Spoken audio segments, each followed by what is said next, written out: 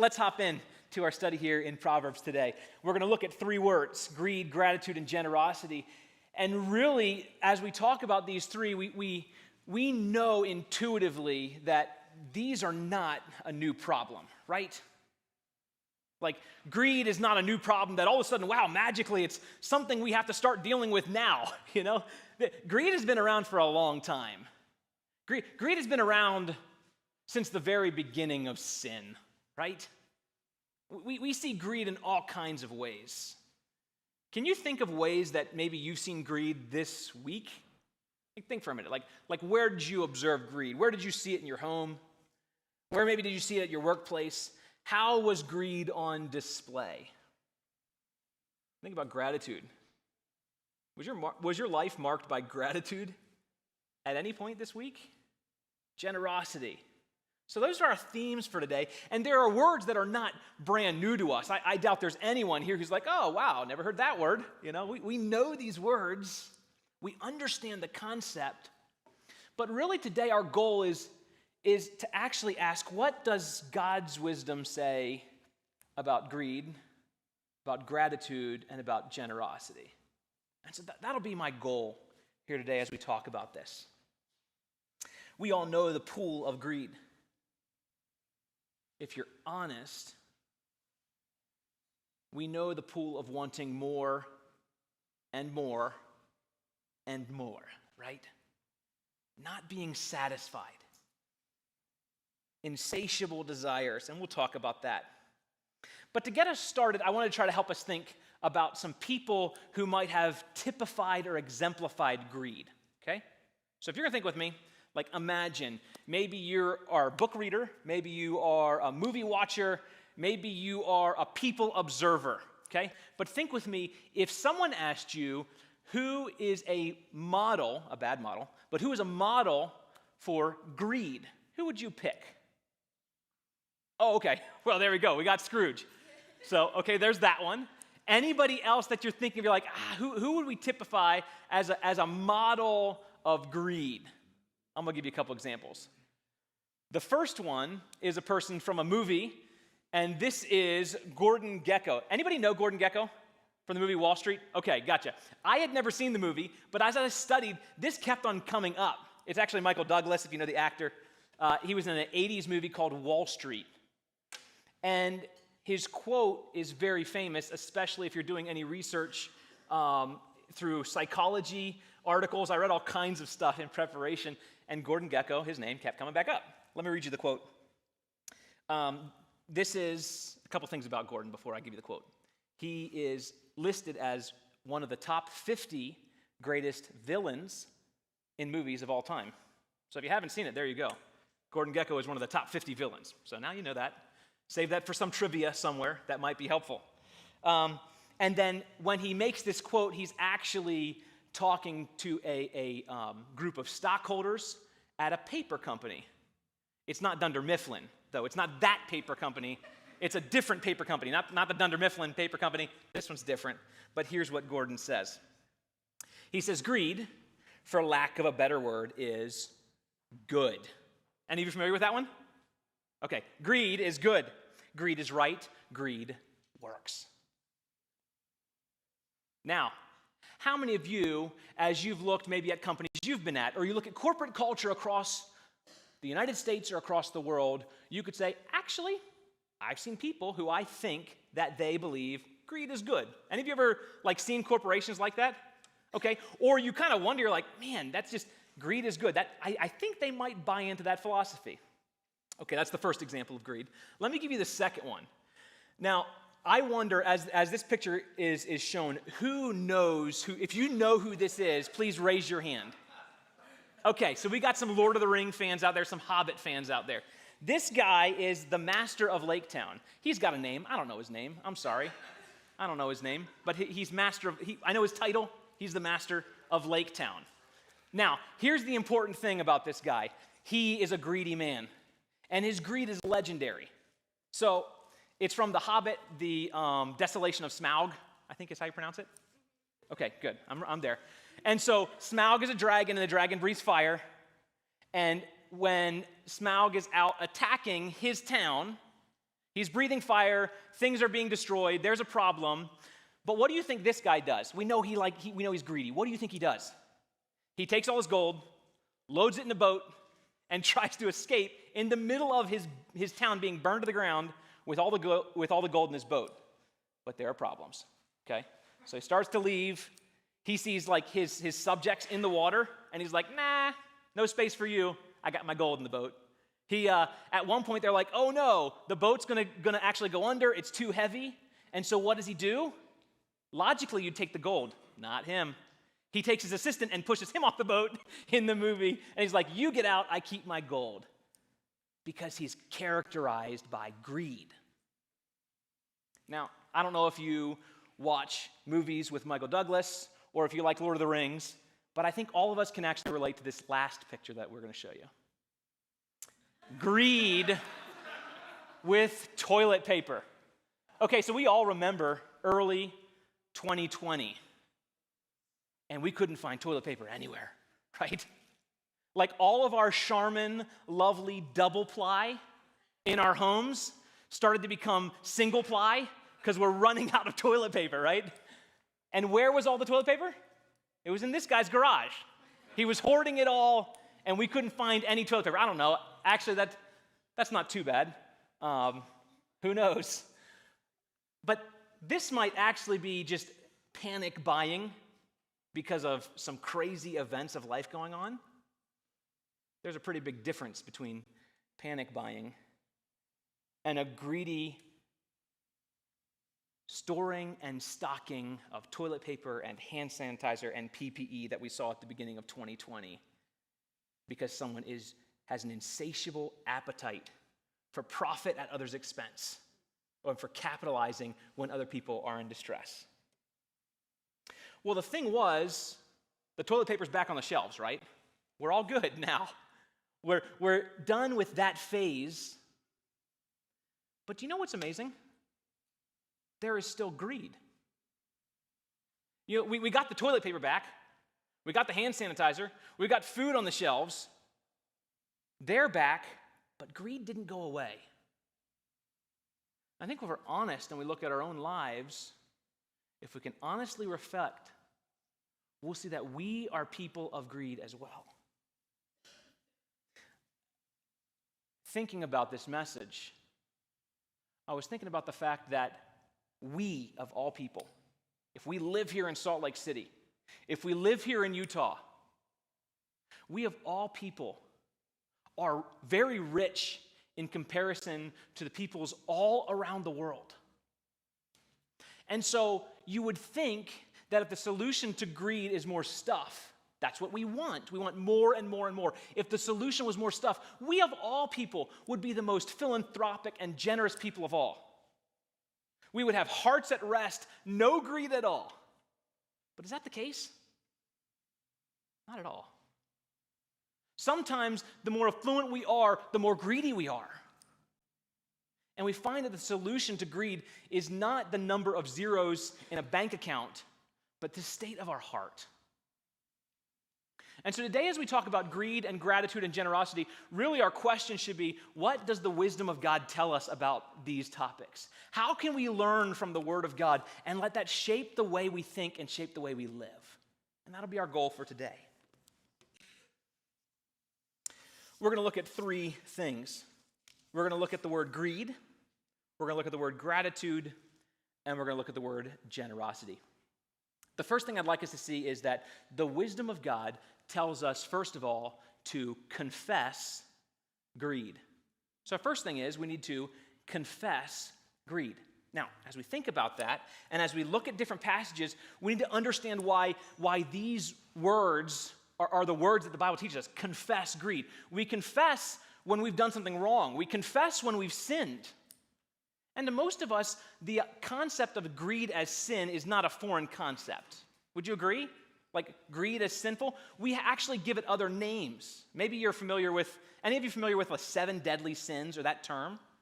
Okay, you might have been familiar with the term avarice, right? Avarice or greed or covetousness. So we're familiar with the concept.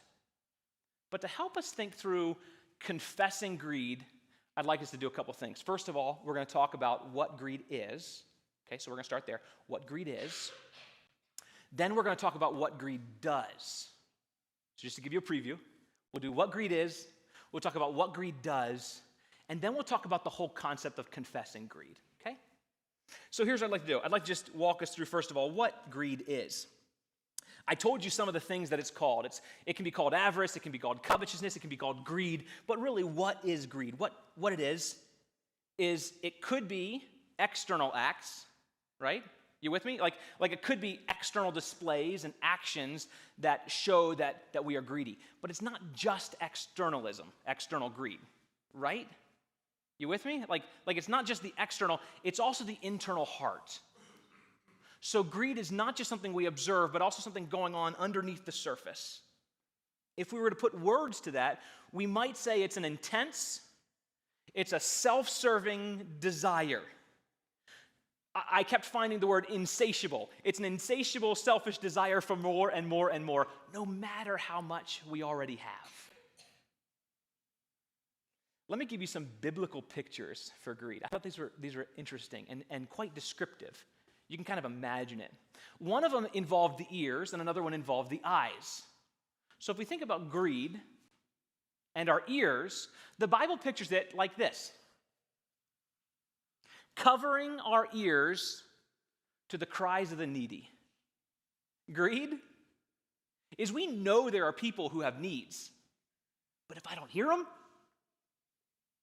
I don't have to do much about it. Greed is pictured as having eye problems, not physically, but figuratively, where we do not have eyes for other people. We do not have eyes for their needs. We do not have eyes for God or eternity. We have eyes for ourselves, for our needs, and for our wants. We've got an eye problem. That's what greed is. You may be familiar that greed is actually featured in the Ten Commandments. Okay? It's one of the Ten Commandments. Anybody know which one it is? It's number 10. There you go. So it's number 10.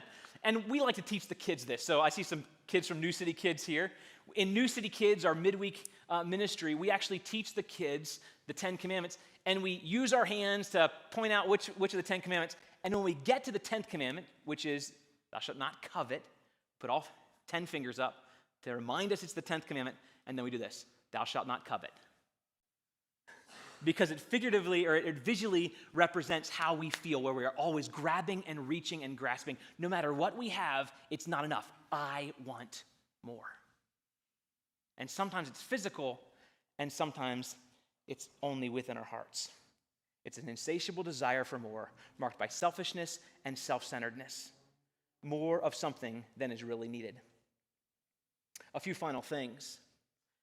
Most of us, when we think of greed, we kind of put greed in a category and synonymous with money, right? We're greedy, but it's most often in our brains linked to money, or for some of us it is. But greed is not always tied to money or monetary things or even possessions. It can be an insatiable, self-serving desire for anything. So that gives us an understanding of what greed is. But I'd like us to look in the Proverbs and understand what greed does. Because I think we don't get how dangerous greed is. I think there's a chance for us to kind of just know it's bad, but it's not that bad. Well, here's what the Proverbs say. I'm going to read through a selection. If you'd like to read along with me, you're more than welcome. I'll give you the reference, and then I'm going to read it. I'm just going to give you a little synopsis of what that verse is saying. We're going to be starting out in Proverbs 28:22. Feel free to just listen along or feel free to read, either one. What is the impact of greed on both ourselves and those around us? Well, Proverbs 28:22 teaches, greed causes us to chase after wealth, but in the end, the only thing we end up catching is poverty. Here's the verse. A stingy man hastens after wealth and does not know that poverty will come upon him. So greed is not going to provide what you think it provides. It's a chasing and chasing and chasing We've seen kids play tag, and you just can't catch that kid, and it's a continual chasing, and then you finally catch it, but what do you have? Not what you thought. You got poverty. If we go over just a few verses, Proverbs 28, verse 25, we actually get the recipe for greed. Like if you do the recipe of greed, what do we get? What's the result when we mix greed and other ingredients together? Well, what we get is the recipe of greed produces fights. Because Proverbs 28, 25 says, a greedy man stirs up strife. Have you seen that? Have you seen greed in companies produce fights? I have. Have you seen greed in children? Yes. I had sisters. I have 3 boys. I've seen it. Greed stirs up fights. If we go over to Proverbs 21, 26, we ask the question, what greed does? Well, greed is never, ever satisfied. Because all day long, he craves and craves. But the righteous gives and does not hold back. Greed is never satisfied. If we went over to Proverbs 23, verse 4, we'd find this. Proverbs 23, verse 4, verse 5. We might describe it as greed is chronic exhaustion, once again chasing after something that is always just out of reach, only to get close and you find out it has wings. That's what greed is. Because the verse says this, don't toil just to acquire wealth, but discern enough to desist. When your eyes light on it, it is gone. For suddenly it sprouts wings, flying like an eagle toward heaven. Greed is chronic exhaustion, chasing after something that's just out of reach. And as soon as you get close, it's got wings and it's gone. But what's the impact of greed on those around you? It doesn't just impact you. It impacts those around you. We look at Proverbs 15, verse 27. Greed brings grief for the whole family. Whoever is greedy for unjust gain troubles his own house. And last, I'd like to think about the idea that greed destroys lives. Greed destroys lives. It can destroy your life. It can destroy others' lives. It can do that figuratively. It also can do it literally. Greed can destroy lives. Can you think with me of any examples in the Bible of someone who was greedy and then it actually either destroyed them, destroyed someone else, or destroyed them both? Okay, in the Bible. Okay, got one there, Judas. We have a couple. Any of you think of King Ahab? There's King Ahab, and he was a king. And Samson did it too. King Ahab was a king, and let me tell you about his greed. He was so greedy, he actually killed a farmer so that he could get their vineyard. Did greed destroy him? Yeah. 1 Kings actually tells us that he sold his own self. Greed destroyed Ahab, so he killed a farmer to get a vineyard. I think someone said David. You think about David? Because David also was a king, and do you know what happened with his greed? His greed to have a one-night stand with Bathsheba resulted in him killing Bathsheba's husband. Greed destroyed him. Greed destroyed that family. Someone else said Judas, and I as well was thinking of Judas. Because the greed of Judas, what did it do? It killed our Savior. He sold our Savior for 30 pieces of silver, and then he died. Greed destroys lives. Now, here's the thing. As I studied, as I thought, and as I even thought about all of us, I think most often I get to this spot and I'm like, okay, there's some bad people. We could say some more, right? There's some people who really exemplify greed, but really, I'm not that bad. I'm not that greedy. I wouldn't lump myself in with those problems. I don't have to worry too much about what greed does because that's not me. I might want some things, but I don't have greed. And I try to minimize it. I try to downplay it. I try to tell myself, it's okay, Josh. You give to the church. You're generous. It's okay, Josh. You actually give to other people too. Good for you. You're generous. You don't have greed. No. I'm greedy.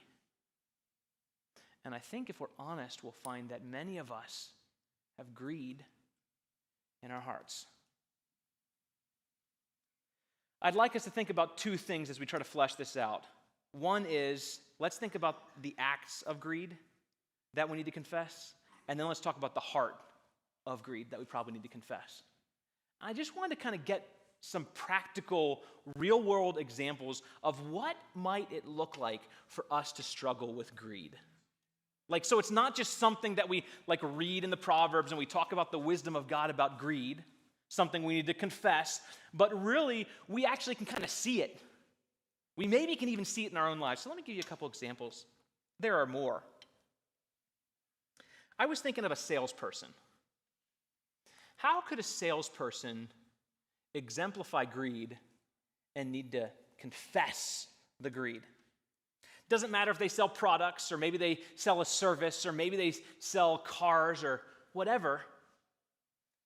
But a salesperson could be motivated by greed, and it causes them to unethically sell things to a client. The client doesn't need that, or doesn't need that much, but they are motivated by greed, so they are unethical in how they actually sell. Maybe it's not in the way they sell, but in how they report things. Maybe they're dishonest on their expense reports. Maybe they're dishonest with their KPI reports, or they're dishonest once they get into those mid-year or end-of-year reviews to try to put themselves in a better light, and they won't be honest because they're motivated by greed. That's one example. Maybe some of you aren't salespeople, but this next example could kind of help us to understand how could we see greed in everyday life. I was thinking about people who dishonestly report on your taxes. Because it's tax season. It's coming up. But we dishonestly report taxes because we're motivated by greed. Not disclosing everything. Changing things around because we have hearts of greed. I figured let's go to a childlike example. I've got 3 boys. I know a bunch of kids in here. Think about the childlike example of greed. This weekend we made some brownies at our house. And I think a good example of greed is when you cut up the brownies, you're never going to cut them up perfectly. They're not all the exact same size. And so we all know the childlike greed of sitting there and looking at the brownies, and you're like, that one's a little bit bigger. That one's mine, Or I used the illustration earlier about pizza, You see the pepperoni pizza, and that slice is a little bit bigger, and that has 2.4% more pepperoni on it. That's my pepperoni pizza. Because we have a desire for more. And we see that in children, but we also see it in us too, right? If we're honest, we have that same sort of scheming, plotting, analyzing. We don't like math except when it comes to things like that. And then we're trying to figure out what is a little bit more, and so we can have the advantage and the edge. Because at our heart, we're greedy. I was thinking about grad students plagiarizing another person's work so you can maintain the GPA that you don't truly deserve, based on greed.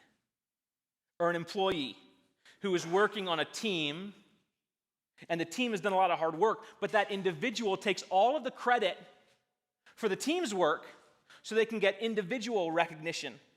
They can get individual praise and even individual bonuses, motivated by greed. I was thinking about greed that actually fuels and justifies being a workaholic. And so there are a lot of actions that we can see that really show that we have greed and we must confess. But also think about the heart of greed, not just the actions of greed, but the heart of greed. And we won't take too long here, but I just want us to not move too quickly aside, because I really felt like in my own mind, it's easy to feel like I'm not a greedy person, but I think we all struggle with this. So let me describe some of the attitudes of greed. I think some people are skilled at hiding and manipulating the true intent of their feelings. I at least know I am, okay? I'll just be honest. Maybe none of you are, but I am. I think it's possible to actually be generous in one area while simultaneously being greedy in another area. Generous in one area while at the exact same moment being greedy in something else. Let me explain it this way. And you could flesh this out in a number of different ways. Think about someone who has a ton of money and they aren't really greedy for more money. So what they do is they are generous with money and give it out, but they are greedy for recognition, praise, and applause. And so while they're externally generous, they are internally greedy because they're grasping for more and more of something that they don't have enough of, which is praise and recognition. And I know what that's like in my own heart. They can freely give away one thing that they have a lot of while grasping and clawing for something they don't have. What is the heart of greed? The final thing I was thinking was this. I think a greedy heart can be showcased when we have a heart of suspicion towards God. You know what I mean? We're suspicious that God is miserly and stingy and mean and withholding. And that's not who God is. And that's not the truth. But the reason we think that is because our heart is so greedy, we want so much more, and we're like, God, why won't you give it? And so we start to view the selfless, generous God that we sang about as stingy and miserly. And I think when that happens, let that be like an alarm bell going off in your head. There is some greed at the core of how I view me and how I view God. I think it boils down to we are deceptive creatures.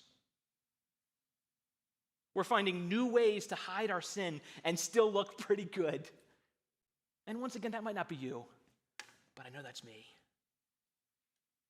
Greed is not always obvious and external. Greed is like a cancer that grows in secret, but eventually it's going to destroy and ruin your moral and spiritual health. That's what greed does.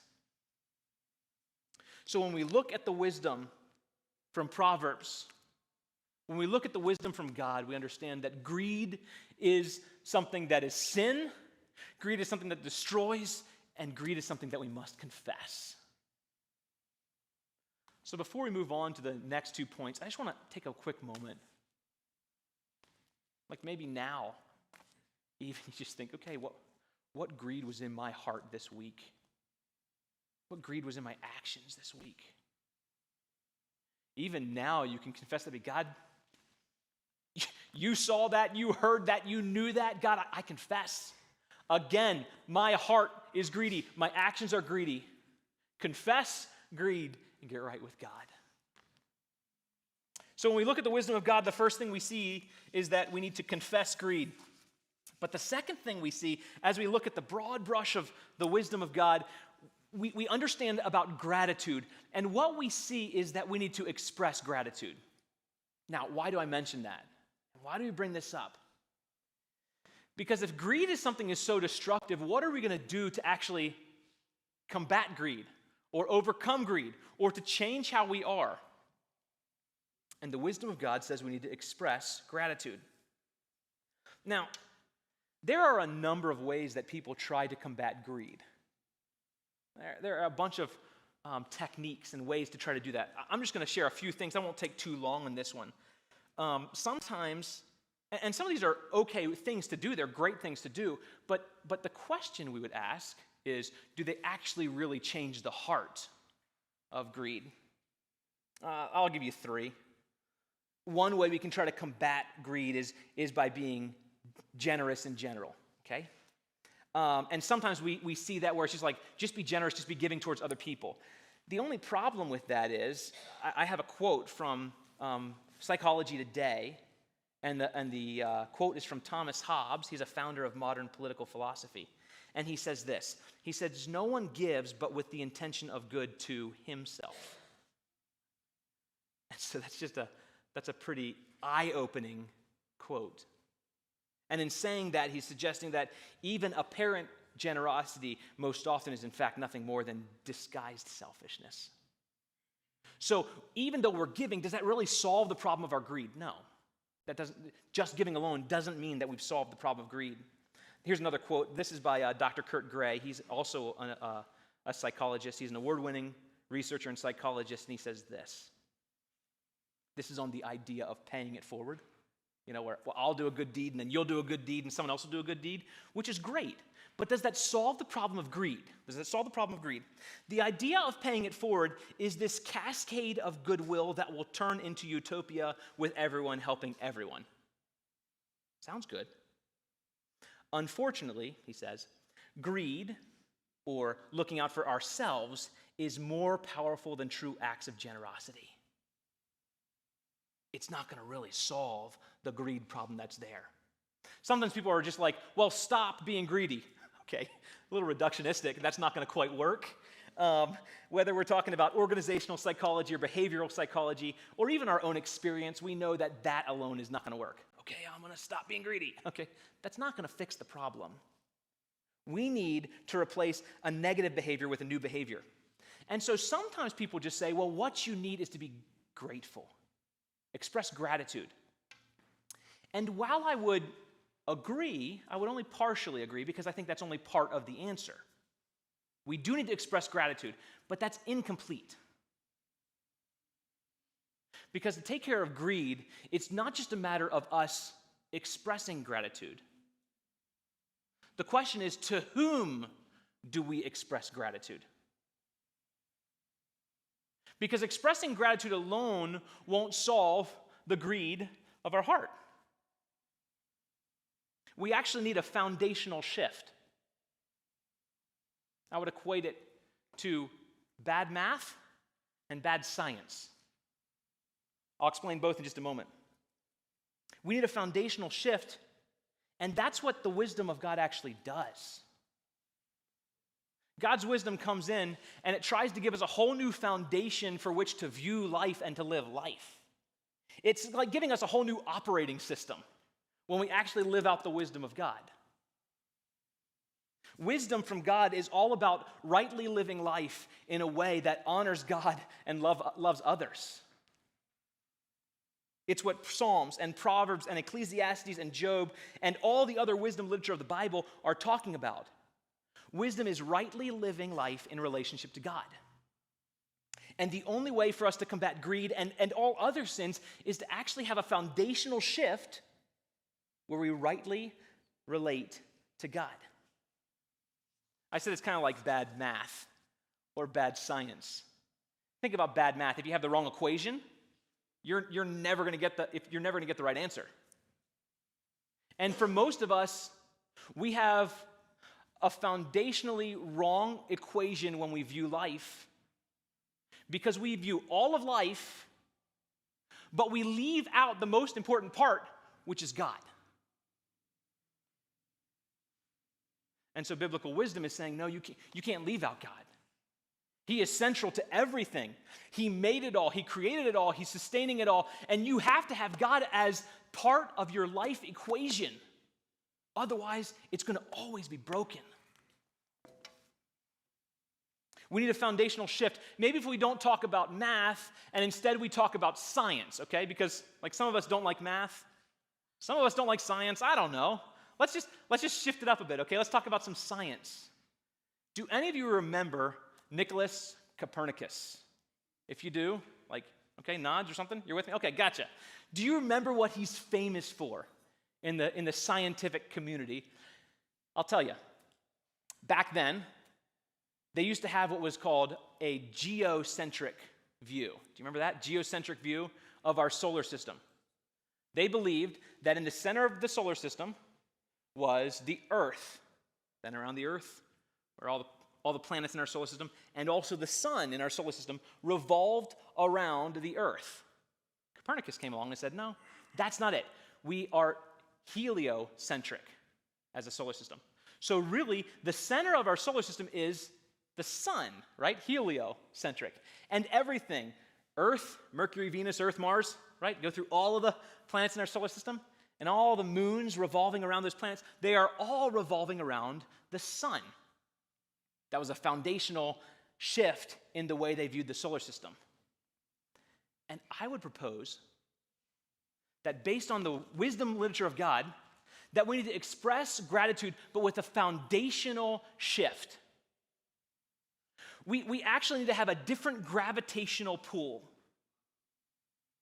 Most often, our gravitational pull can be any number of things, but not God. And when we are trying to solve greed, if we don't put the right thing at the very center of life, we are not going to fix the problem of greed. Think about our lives. We can have so many things in the center. We can be possession-centric, experience-centric, and hobby-centric. Have you seen that in people, or have you seen that in yourself? Possession. Your life revolves around your possessions, your experiences, or your hobbies. For others, maybe it's not that. Maybe it's politically centric or activism centric. Like those ways. And these are good, but that's the center of your life. And everything else revolves around that. Maybe you're work centric. That is what is core, and that is what has the greatest gravitational pull on your life. Maybe it's family-centric. A lot of you have met my wife and my 3 boys. I love them. They're awesome. I really feel like I am a blessed person because of my wife and 3 boys. But biblical wisdom says even to put my wife and my 3 boys as the center of my universe is wrong. I should not be family-centric, because what should we be? We should be theocentric, God-centric, because God is the maker and sustainer, and He is the center of everything. And without Him at the center, we have the wrong gravitational pull in our life. So when we express gratitude, it's not just about saying thank you to the universe or thank you to people around us, though it's beneficial to show gratitude to others. To combat greed, we confess it, and we express gratitude to God. This was what the original audience of Proverbs, the Israelites, they understood this intrinsically. It was hardwired that their view of the world had God as creator and God at the center. Did they live that way? No, not all the time. But they understood that. The Israelites had a song in their songbook. For us, it's called Psalm 24. And it says this: the earth is the Lord's and the fullness thereof, the world and those who dwell therein. They recognized the gifted nature of their own lives. And they realized that their fortunes and everything was from God. They combated greed by expressing gratitude to God.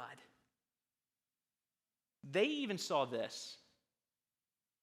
They saw the blessings that resulted from their daily work, their daily labor. They saw those things as a display of God's grace on them.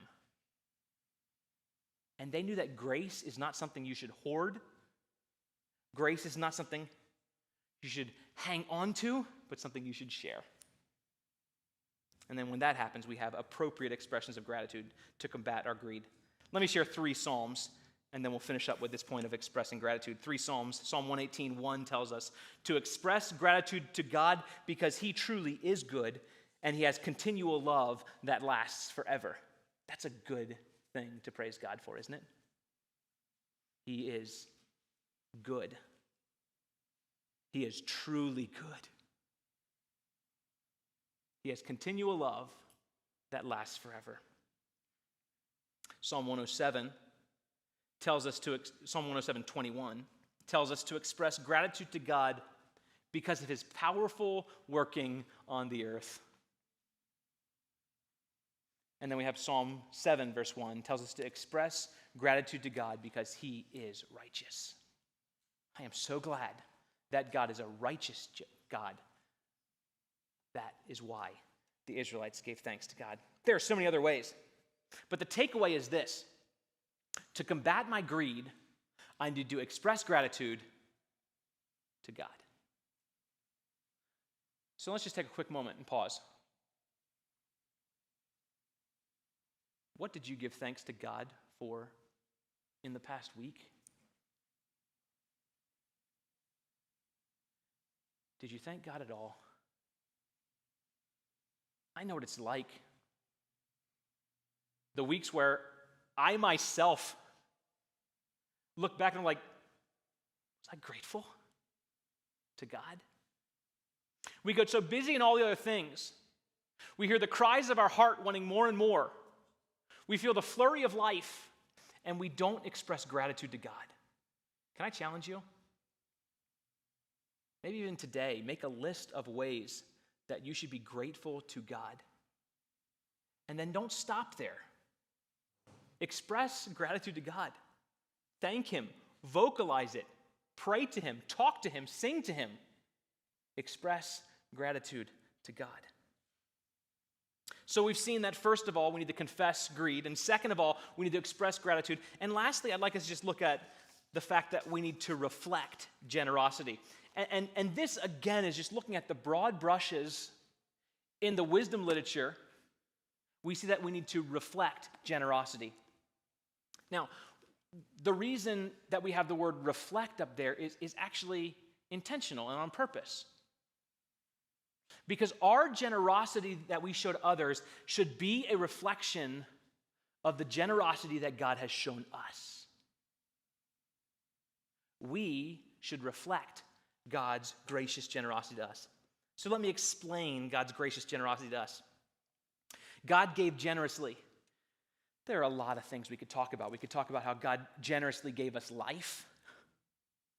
We could talk about how God generously gave us His word. We could talk about God's generosity in giving us daily grace and giving wisdom. But I'd like us to just think about God's generosity in giving us Jesus Christ. And so we should reflect generosity to others because we have been recipients of God's generosity to us through Jesus Christ. The New Testament in the book of Ephesians takes us and takes God, and it actually contrasts. God, it displays, is rich, incredibly rich, in love, in mercy, and in grace. But in contrast, we are not. And everything that God is and God has is what we need. We are not. We are born sinful, and we are born lifeless to pleasing God. But God is generous, and He gives undeserved grace to sinners. Here's a verse from Ephesians. We read, God gives the incomparable riches of God's grace. It's expressed in His kindness to us in Christ Jesus. For it is by grace you've been saved through faith. And this is not from yourselves, it's the gift of God, not by works so that no one can boast. We could go to John 3:16, which many people know. And it says, God loved the world so much that He gave His only Son, that whoever believes in Him should not perish, but have eternal life. God the Father gave generously, but God the Son gave generously too. Let me give you just one verse, 2 Corinthians 8:9. You know the grace of our Lord Jesus Christ, that though He was rich, yet for your sake He became poor, so that you, by His poverty, might become rich. He gave generously. Are you a recipient of generous grace? I think it's possible for some to actually not be recipients of generous grace, but rather still be stuck in rebellion, frustration, even hatred of God.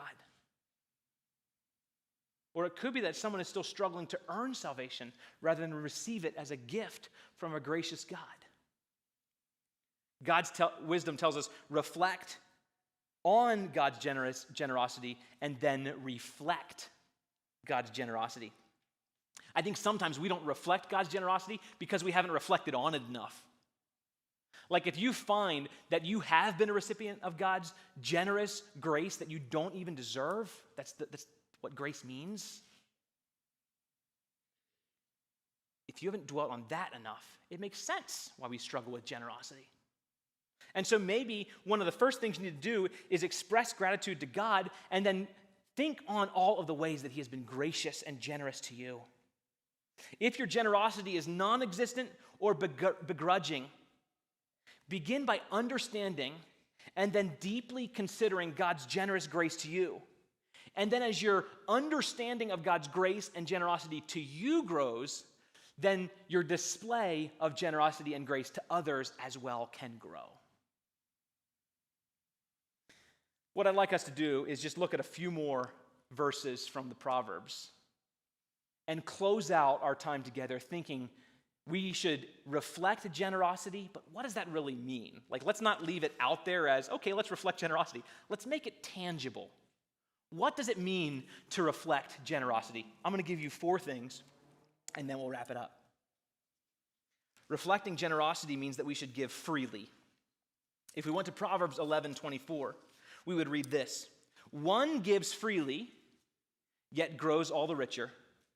Another withholds what he should give and only suffers want. I don't know if you heard that all the way, but that sounds kind of paradoxical. It sounds kind of contradictory because, did you catch it? One gives freely, but what happens? Grows richer. The other person withholds, but actually suffers want. Don't miss the apparent paradox in the passage. We find someone who is giving freely and growing richer. And because we are supposed to reflect God's generosity, we too should give freely.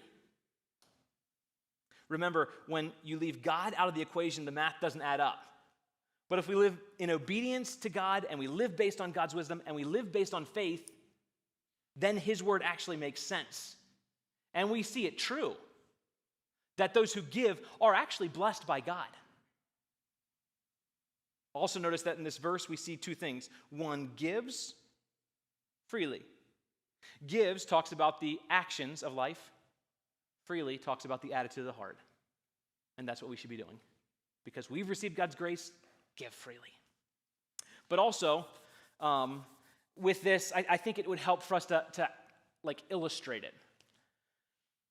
Have you ever taken a package, let's say, to FedEx or to UPS or something? You're going to send a present to someone who lives on the other side of the country. Take the package, you pay the money, you put the barcode on it, you hand it, and you drive on home. Maybe you have a shipping or a tracking number or not. A couple weeks go by and you're like, wait, where's that package? They never got the package. So you go on back down to whichever one. I won't name one to make them feel bad, but whichever one you go to. And you ask them, hey, where's that package? And they walk you on back to the back storeroom and they're like, here it is. They open up and there were like hundreds of packages. You're like, no, wait. I didn't give the package to you to store at your office. I wanted you to actually give that package to the intended recipient. That is actually how we should think about giving freely. Randy Alcorn, who writes a lot on eternally minded giving and eternally minded thinking, he used this illustration. He said that you should view your wealth as a gift from God to be delivered by you, not just to you. Give freely as God's FedEx driver of gifts to others. Give freely. But also, you should give strategically. And we could go to Proverbs 22, verse 9 says, whoever has a generous eye will be blessed, for he shares his bread with the poor. And here we're talking about someone who has what's called a generous eye and helping someone who is in need of bread, like what you need just to live. And here, I would say, not only give freely, but give strategically.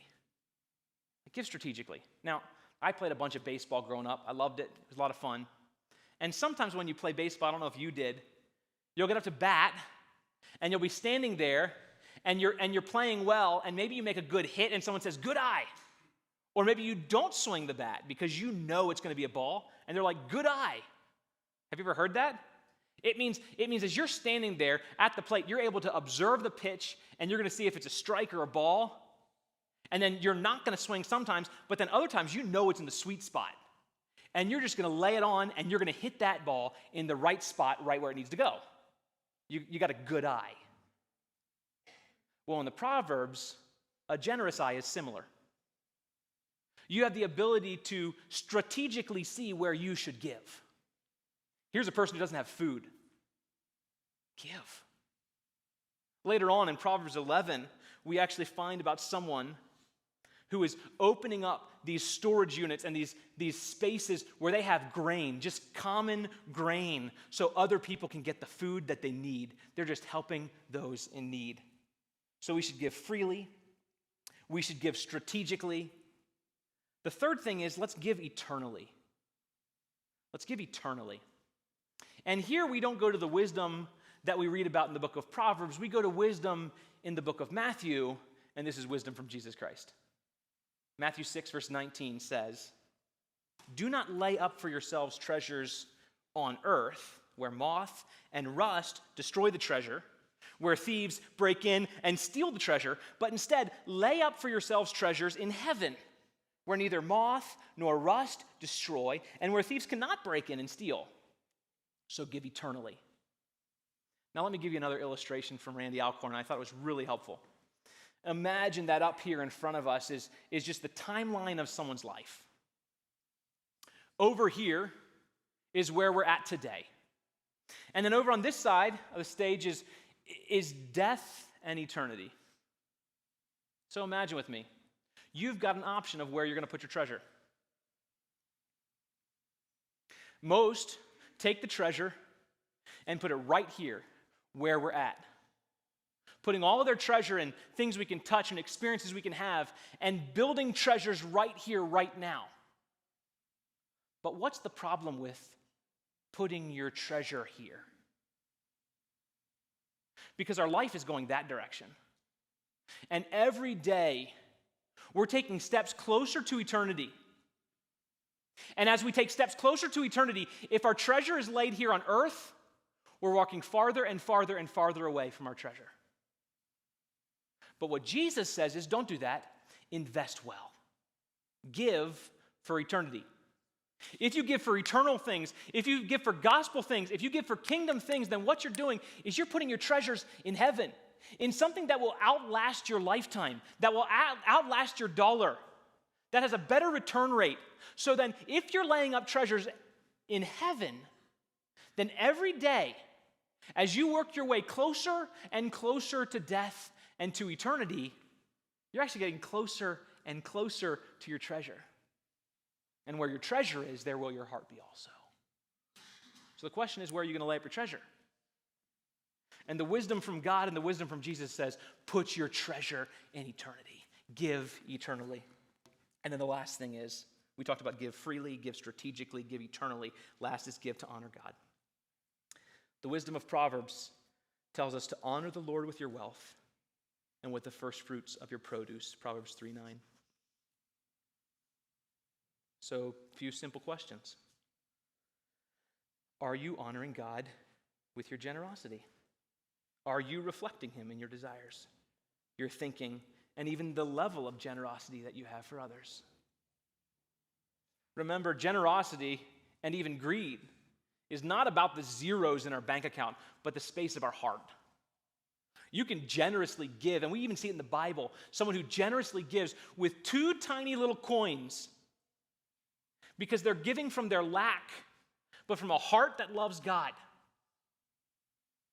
So it's not about how much you have, but it's about your heart with God. So will you give freely, sacrificially, eternally, and give in a way that honors God? So as we've seen, the wisdom of the Bible, the wisdom from God teaches that we need to confess our greed. We need to express gratitude, not generally, but specifically to God. And then we need to reflect generosity. Now, when I started out our time, I did ask you about a couple examples of greed, right? You remember that at the very beginning? We talked about Gordon Gekko. We talked about the master of Lake Town. We talked about hoarding. And someone mentioned, I think a couple people mentioned, Scrooge.